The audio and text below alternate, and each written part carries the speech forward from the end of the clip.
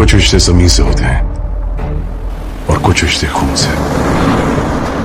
मेरे पास दोनों ही थे, और शायद वही दर्द आपको जिंदा रखता है।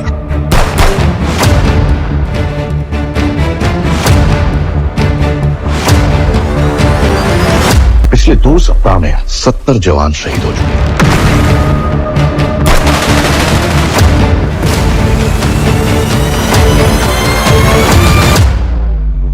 সালমান খান এর 2026 সালের একটি আসন্ন ছবির নাম হল ব্যাটল অফ গাওয়ান।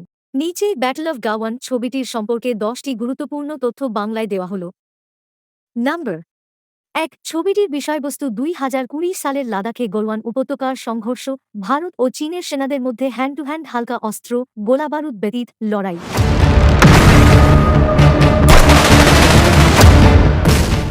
নাম্বার 2, ছবিটির পরিচালক অপূর্ব লাখিয়া। নাম্বার 3, সালমান খান প্রধান চরিত্রে একজন সেনা অফিসার হিসেবে দেখা যাবে। নাম্বার 4, ছবিটির শুটিং হয়েছে লেহ লাদাখে 45 দিনের একটি সূক্ষ্ম ও পরিশ্রমী শিডিউলে।